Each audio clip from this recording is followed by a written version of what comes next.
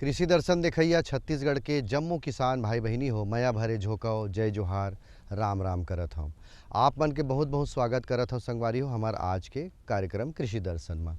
मोर आम रैया के सुघर है छावगा, मोर आम रैया के सुघर है छावगा, कभू आबे संगी मयारू मोरे गाँव गा, मोरे अमरैया के ना।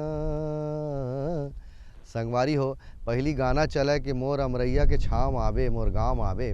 और अब गाँव जाबो या कोनो शहर से गाँव जाबे नहीं तो पूरा ठुठवा ठुठवा पेड़ खड़े दिखते, पेड़े नहीं दिखे, छाँव खोज डरबे तब नहीं दिखे। कारण का है संगवारी हो कि पर्यावरण ला भी बचाना है, ये सेती भी ध्यान देथन, और रोड बनाना है, शहरीकरण करना है, औद्योगिकीकरण करना है तो बहुत सारा पेड़ ला काटेल पड़ जाते। तो संगवारी हो गर्मी के मौसम लग गया हवे तो छाँव के जरूरत है तो पेड़ लगाना जरूरी है। बहरहाल संगवारी हो तो इस गोड बात चलन हमर कृषि दर्शन कार्यक्रम को थी। और कृषि दर्शन कार्यक्रम में आज हमन विषय राखे हन संगवारी हो कि ग्रीष्मकालीन मूंग के उन्नत काश्त कैसे होना चाहिए। ये विषय में वैज्ञानिक आप मन ला बताही कि कैसे खेती होना चाहिए ग्रीष्मकालीन। तो संगवारी हो मैं वैज्ञानिक ला बुलायल जाता हूँ, तब आप मन का करो ये संदेश ला देखो।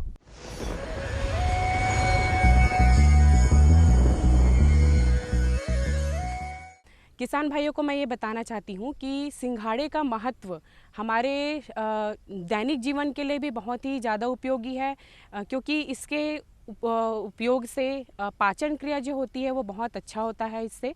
और गर्भवती महिलाओं के लिए और शिशुओं के लिए ये जो है वो सिंघाड़ा का जो है वो बहुत ही उपयोगी होता है। और ये तो एक जलीय पौधा है, सिंघाड़ा जो है वो बहुत जलीय पौधा है। और ऐसे जगहों में हम इसका खेती करते हैं जिस जगह में बहुत ही ज़्यादा दिन तक या साल भर जल भराव रहता हो, ऐसे जगहों में हम सिंघाड़ा की खेती करते हैं। छत्तीसगढ़ में मैं आपको बताना चाहती हूँ धमतरी जैसे जो ज़िला है जहाँ लो लैंड एरिया है, जहाँ पानी अधिक भरा रहता है, ऐसे जगहों में हम करते हैं इस सिंघाड़ा की खेती। लेकिन जिस जगह में पानी की समस्या बहुत कम होती है, जिस जगह में 100 सेंटीमीटर से 125 सेंटीमीटर तक की बारिश जहाँ होती है, उस जगहों में हम सिंघाड़ा की खेती हम अच्छे से कर सकते हैं।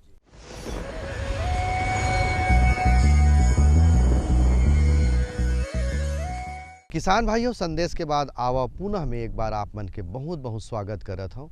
हमार बीच आज के विषय जो हम राखे हैं कि ग्रीष्मकालीन मूंग के उन्नत काश्त, ये विषय में आप मन जानकारी दी ही डॉक्टर चंद्रमणि साहू जी, विषय वस्तु विशेषज्ञ, कृषि विज्ञान केंद्र रायपुर से।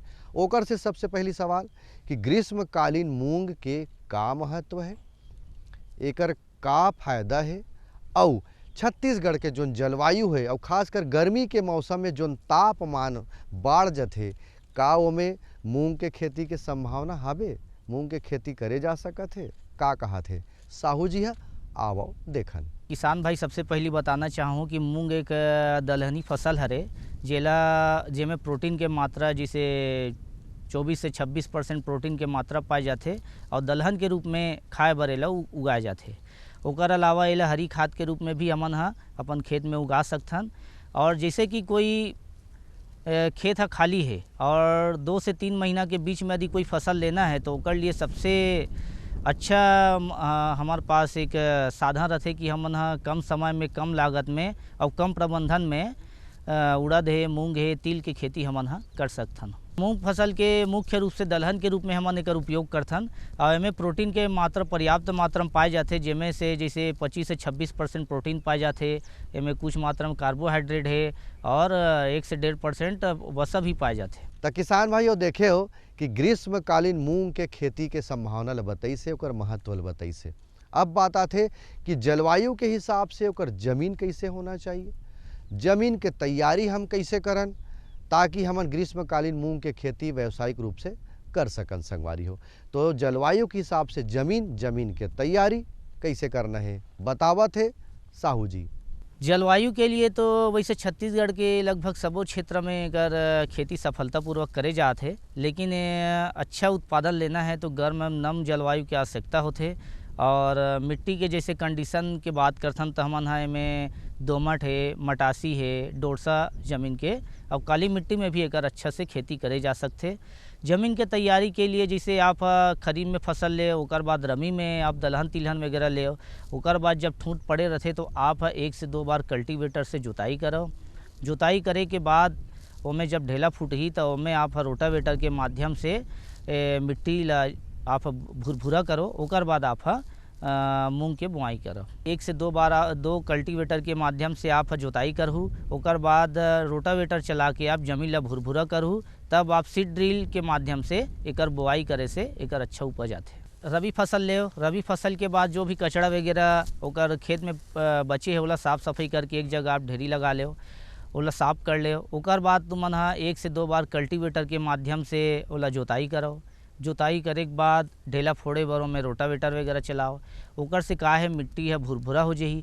रोटावेटर या कल्टीवेटर चलाए के समय आप जैविक खाद के माध्यम से जैसे गोबर खाद दे सकते हो, जैसे 2 टन है प्रति एकड़ के हिसाब से आप दे सकते हो, या गोबर खाद नहीं तो आप कंपोस्ट डाल सकते हो या केंचुआ खाद डाल सकते हो। इस प्रकार के आप खाद प्रबंधन जोताई के समय कर सकते हो। ओकर बाद यदि बीज जो बुआई है, जो फसल के बुआई आप छिटकवा विधि से भी बो सकते हो। ज़मीन में अगर कचड़ा नहीं जलाना है तो आप एक ठूंठ ला जो जब ठूंठ फसल कटाई होही और ठूंठ ज़मीन में पड़े रही तो ओला आप जोताई करूँ भी समय ज़मीन में मिल जाते और रोटावेटर चलहू ना तो छोटे छोटे भाग में ओकर कचड़ा मन मिल जाते उमें। और ओकर अलावा भी आप यदि ज़मीन में सड़ाना चाहते हो तो वेस्ट डिकम्पोजर घोल वगैरह होते जिला हमारा कृषि विभाग के माध्यम से बांटथन, तो ओला आप वेस्ट डिकम्पोजर के माध्यम से खेत में ही कचड़ा मल्ला सड़ा सकते हो। किसान भाइयों देखियो, गर्मी के मौसम में भी मूंग के खेती अच्छा तरीका से करे जा सकते। ज़मीन के तैयारी ले बताई से और ज़मीन के तैयारी जैसे जैसे साहू जी बताई से वही प्रकार से आप मन करियो संगवारी हो, काबर की ये वैज्ञानिक खेती के हमन चर्चा करत हन। अब बात आते संगवारी हो कि बीज और बीज के बुआई कैसे करना है, कतका हमला बीज लाग ही ग्रीष्मकालीन मूंग के खेती हम करबो तब, ये दोनों बात ला का कहा थे आवो संगवारी हो ध्यान ले देखन सुनन। छत्तीसगढ़ में हमन किस्म के बात करन तो हमार इंदिरा गांधी कृषि विश्वविद्यालय में 2 प्रकार के किस्म के विकास करे गए हैं, जिसमें एक प्रज्ञा है और पैरी मूंग है, जिसमें आप देख सकते हो कि में पैरी मूंग लगे हुए हैं। और जैसे ओकर अलावा भी बीज निगम से जैसे आप लेथो छत्तीसगढ़ राज्य बीज एवं कृषि विकास निगम से, तो आप HUM1 करके है, HUM12 है, HUM16 प्रजाति है। मतलब ये किस्म छत्तीसगढ़ के सभी जलवायु पर उपयुक्त है। और जैसे हम बात करथन पैरी मूंग के बारे में, तो ये जो पीला मोजेक वायरस है ओकर प्रति सहनशील है और इनमें पाउडरी मिल्ड्यू प्रतिरोधक है। वैसी HUM1, HUM12 और HUM16 ये जो तीनों वैरायटी है इनमें पीला मोजेक वायरस बिल्कुल नहीं लगे, एकर प्रति निरोधक है। और HUM जो 16 है वो कम सब ऐसे तो देखे जाए कि सबो वैरायटी है 65 से 70 दिन के रहते और 65-70 दिन में पक के बिल्कुल तैयार हो जाते। HUM के दाना हाँ बड़े आते, हरा रहते। तो इस प्रकार से जो वैरायटी बता पैरी मूंग और HUM के तीनों वैरायटी ये हमारे छत्तीसगढ़ के लिए उपयुक्त है। बीज ला बोएंगे तो बोएंगे कैसे और कौन कौन से उपचार की आवश्यकता पड़ी, तो आप लोग सबसे पहले बताएं कि ये दलहन फसल है। तो दलहन फसल में क्या रहते कि जड़ में हमारे सहजीवी जीवाणु रहते राइजोबियम, तो ये क्या करते वातावरण के नाइट्रोजन ला स्थिरीकरण करते और पौधा मतलब प्रदान करते। तो एमें अभी बुआई के समय हम मतलब दे से शुरू से ही वो जीवाणु एक जड़ के साथ मिले हुए रहते। तो अपन बीज उपचार है राइजोबियम के माध्यम से करथन, PSB कल्चर के माध्यम से करथन। तो हमें नाइट्रोजन और फास्फोरस के उपलब्धता बढ़ाते पौधा ला। और एक अलावा जैसे गलन सड़न के समस्या होते शुरुआती अवस्था में, तो हम अनहा ट्राइकोडर्मा के उपयोग करथन।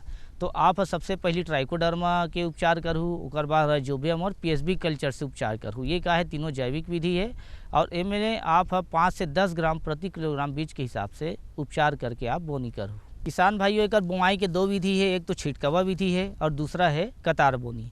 तो छिटकवा विधि से जैसे आप बुआई करत हो तो आप ला 10 से 12 किलो बीज है प्रति एकड़ के हिसाब से लग जाही। और यदि आप सीड ड्रिल के माध्यम से बुआई करूँ तो 8 किलो के हिसाब से कतार बोनी के लिए कर बीज पर्याप्त होते। और एला जिसे कतार से कतार और पौधा से पौधा की दूरी की हमन बात करथन, तो गर्मी के दिन हरे एकर सती हमन बीज ला थोड़ा बढ़ा के बोथन और बरसात में ला कम बीज डालथन, जिसे 2 किलो 3 किलो बीज हमन है एक्स्ट्रा डालथन एमे। तो एमे कतार बोनी में अपन जिसे कतार से कतार की दूरी की बात करथन तो 25 सेंटीमीटर रखना चाहिए। बरसात में हम 30 सेंटीमीटर रखथन। वैसी पौधा से पौधा के बीच की दूरी 8 से 10 सेंटीमीटर होना चाहिए। किसान भाइयों देखियो कतका मात्रा में बीज हमला लागी एला बतावत रही से, और बीज के बोआई हम कैसे करन, काबर की मूंग के खेती करबो तो जो वैज्ञानिक मन बताही वही बात ला धरबो, तब वैसने वैज्ञानिक खेती करबो संगवारी हो। अब बात आथे जल प्रबंधन। गर्मी के मौसम में पानी के बहुत समस्या रही चारों कोती, और खेती करत हन मूंग के तो पानी हमला कतका लागी, पानी बचाना भी है, पानी ला हमन लगाना भी है, तो पानी कतका लागी संगवारी हो। आओ जानकारी लेथन चंद्रमणि साहू जी से। पानी के प्रबंधन करे बर किसान भाई अपन ला शुरुआती अवस्था में जैसे बुआई करथन तो अपन ला पानी देना रहथे, तो 3 से 4 दिन में अंकुरन बर देथन। ओकर बाद अंकुरन होने के बाद अपन 15 से 20 दिन में पहला सिंचाई देथन, मान लो 20 दिन में। ओकर बाद 20 दिन सिंचाई करे के बाद हर 10 से 12 दिन में हमन ला सिंचाई करते रहना है। सिंचाई के विधि 2 प्रकार के दे सकथन हमन है। एक तो आप बाढ़ विधि के माध्यम से सीधा पाइप ला लगाओ और खेत में आप बहते हुए बहाव विधि से आप सिंचाई कर सकते हो, और दूसरा है आप स्प्रिंकलर या छिड़काव विधि के माध्यम से आप सिंचाई कर सकते हो। किसान भाइयों देखियो जल प्रबंधन के संबंध में बतावत रही से कि बूंद बूंद पानी के कीमत है, तब होले मूंग के खेती में हमन गर्मी के मौसम में करबो तो हमला कतका पानी लागी तेला बताई से। किसान भाइयों अब बात आथे कि कोई भी फसल हम लेवन तो में खान पान के बड़ा महत्व होते, यानी खाद उर्वरक के। तो मूंग के खेती में का रासायनिक खाद देना है, का जैविक खाद देना है, या दोनों प्रकार के खाद ला भी हमन दे सकत हन। तो कब कब खाद देबो और कैसे देबो, कतका मात्रा में देबो हमर खेत में, आवो जानकारी लेथन चंद्रमणि साहू जी से। खाद देबर किसान भाई हमन ला शुरुआती अवस्था में आप जैसे खेत के तैयारी करत वही समय आप जैविक खाद देना चाहो तो केंचुआ है या गोबर खाद ला दे सकते हो। ओकर बाद जैसे सीड ड्रिल से बुआई करत हो तो खाद दे के वही समय बीज के साथ साथ ही खाद पड़ जाते, जैसे डीएपी है। डीएपी बुआई के समय सीड ड्रिल में हमन है डीएपी या यूरिया दोनों ला मिला के दे सकथन। और खड़ी फसल में जैसे है तो पहला सिंचाई के समय हमन हा यूरिया डीएपी पोटास ला देथन। खाद दे बारे में 3-4 प्रकार के खाद लगते, जैसे पहली तो नाइट्रोजन के बर यूरिया देथन, फास्फोरस बर हमन हा डीएपी देथन। लेकिन आप सिंगल सुपर फास्फेट के माध्यम से यदि दूँ तो में सल्फर की उपलब्धता भी हो जाते, जो बहुत ही जरूरी होते हमारे तिलहन और दलहन वाले फसल बर। वैसी पोटास ला हमन हा म्यूरेट ऑफ पोटास के माध्यम से देथन। एक मात्रा की जैसे बात करथन तो 20 किलोग्राम नाइट्रोजन और 40 किलोग्राम फास्फोरस और 20 किलोग्राम पोटास और 20 किलोग्राम सल्फर, और इनमें जिंक भी हम 25 किलोग्राम सल्फर जिंक प्रति हेक्टेयर के हिसाब से हमन है इला देथन। खाद प्रबंधन ला आप ला ज़्यादा से ज़्यादा बुआई के समय देना है, और बुआई के समय यदि आप चूक गए हो, मान लो सीड ड्रिल से नहीं करत हो, तो पहला सिंचाई के समय आप ला 15 से 20 दिन के अंतराल में, मतलब अंतराल नहीं 15 से 20 दिन में आप ला खाद दे ही देना चाहिए। किसान भाइयों खाद प्रबंधन के विषय में भी चर्चा करें। हमार आज के चर्चा है जारी रही, लेकिन बेरा हो गए एक ठन विराम के। ये लो और बताओ। बस। अरे ये क्या भैया जी, बस इतनी सी रासायनिक खाद? किसानी छोड़ रहे हो क्या? किसानी नहीं, नादानी छोड़ रहे हैं। मिट्टी की जांच कराई है, अब तो लालाजी जितनी जरूरत है उतने ही उर्वरक खेत में डालेंगे। हाँ किसान भाई आज ही अपने जिले की नजदीकी भूमि परीक्षण प्रयोगशाला में मिट्टी की जांच जरूर करवाएं और मिट्टी में पोषक तत्व, नमी व पौधे के विकास को देखते हुए केवल जरूरत के अनुसार ही पोषक तत्व डालें। और हाँ, मिट्टी में गंधक, जस्ता, बोरोन जैसे सूक्ष्म पोषक तत्वों का पता लगाना भी न भूलें। उर्वरक और जैविक खाद के सही उपयोग से भूमि का उपजाऊपन बनाए रखें, उत्पादकता बढ़ाएं, खर्चा घटाएं और बहुमूल्य विदेशी मुद्रा बचाने में भी सहयोग दें। और हाँ, धीमी गति से नाइट्रोजन उपलब्ध कराने वाले उर्वरकों जैसे नीम लेपित यूरिया को प्राथमिकता दें और यूरिया का पत्तों पर छिड़काव करें। अरे वाह, तू तो सचमुच समझदार हो गया। अधिक जानकारी के लिए संपर्क करें जिला कृषि अधिकारी या किसान कॉल सेंटर। मेरे साथ बोलो ए बी। अरे नादान, बच्चे को एबीसी सिखा रहा है। अरे काम धंधे की एबीसी तू कब सीखेगा? ये देख विज्ञापन, तेरे जैसे कृषि विज्ञान सीखे हुए युवाओं के लिए भारत सरकार के कृषि मंत्रालय ने एक योजना बनाई है। AC ABC। ABC जी हाँ, ACABC यानी एग्री क्लिनिक्स और एग्री बिजनेस सेंटर। इसके तहत कृषि विज्ञान पढ़े युवाओं का चयन होने पर उन्हें मुफ्त ट्रेनिंग दी जाती है और हाँ, अपना कारोबार चलाने के लिए बैंक से लोन भी मिलता है। इसके साथ ही अगर युवा अपने इलाके के किसानों की खुशहाली के लिए उन्हें खेती बाड़ी व अपने कारोबार से जुड़ी लाभदायक जानकारी देते रहेंगे तो उन्हें लोन पर 36 से 44% तक की सब्सिडी भी मिलेगी। तब तो मैं जरूर सीखूंगा काम धंधे की ABC। शाबाश। चलो अपनाएं स्वरोजगार, खेती में हो विकास अपार।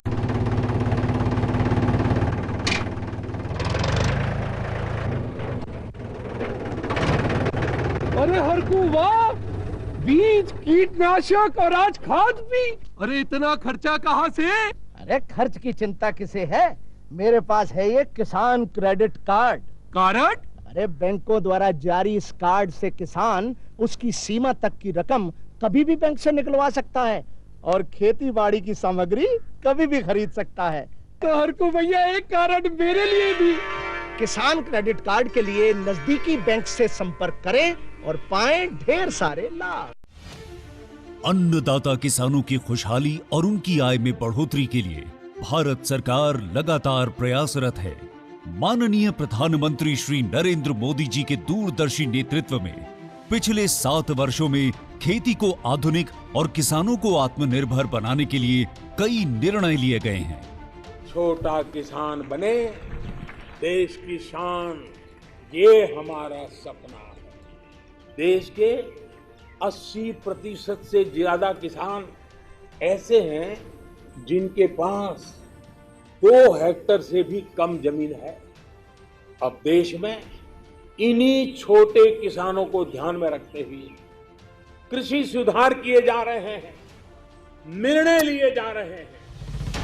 प्रधानमंत्री किसान सम्मान निधि योजना की शुरुआत 24 फरवरी 2019 को माननीय प्रधानमंत्री श्री नरेंद्र मोदी जी के द्वारा की गई थी। पीएम किसान योजना का पूरा खर्च भारत सरकार वहन करती है।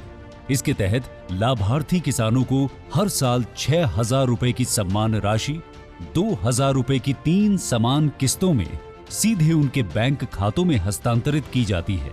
अब तक 11 करोड़ से भी अधिक लाभार्थी किसानों के बैंक खातों में 1,58,000 करोड़ रुपए से अधिक की राशि सीधे ट्रांसफर की जा चुकी है। किस्तों की जानकारी किसानों को SMS के माध्यम से दी जाती है। இப்போ நேரா நாங்க வந்து பேங்க்குக்கு ஆக்சுவல் போகும்போது அந்த பணத்தை நாங்க வித்ரா பண்ணிட்டு வந்து நாங்க விவசாயம் பண்ணிக்கிறோம்। इस मदद से बुआई के पहले अब किसानों को बीज, खाद, कीटनाशक और कृषि संबंधी अन्य जरूरतों के लिए साहूकारों के आगे हाथ नहीं फैलाना पड़ता। અને એના લીધે મારે કોઈ જોડે કે સગા સંબંધી કે મિત્રો જોડે મારે ઉછીના પૈસા લેવાની જરૂર પડતી નથી અને એનાથી હું સારી એવી खेती કરી શકું છું। इस योजना से मिले लाभ तथा आवेदन की स्थिति देखने के लिए पीएम किसान पोर्टल लॉन्च किया गया है। इस पोर्टल के माध्यम से पात्र किसान अपना पंजीकरण स्वयं करने के साथ साथ अब तक मिले लाभ और अपने आवेदन की स्थिति फार्मर्स कॉर्नर से देख सकते हैं। इस योजना का लाभ पात्र किसानों को ही मिल सके, इसके लिए इस प्रक्रिया को फूल प्रूफ बनाते हुए इसे आधार और इनकम टैक्स वेरिफिकेशन के साथ साथ फिजिकल वेरिफिकेशन से भी जोड़ा गया है। इसके अलावा किसानों की सुविधाओं और जानकारी के लिए पीएम किसान मोबाइल ऐप भी विकसित किया गया है। पीएम किसान सम्मान निधि योजना का लाभ देश के सभी राज्यों और केंद्र शासित प्रदेशों के किसानों को मिल रहा है। इसे हासिल करके हमारा किसान सबल और आत्मनिर्भर हो रहा है। इस स्कीम ने हमारा भारत सरकार ने हमारा किसान के लिए बहुत बड़ा सम्मान दिया है। इसीलिए हम भारत सरकार को, प्रधानमंत्री नरेंद्र मोदी जी को हम बहुत बहुत धन्यवाद देती हूँ। आत्मनिर्भर भारत की पहचान प्रगतिशील और समर्थ किसान।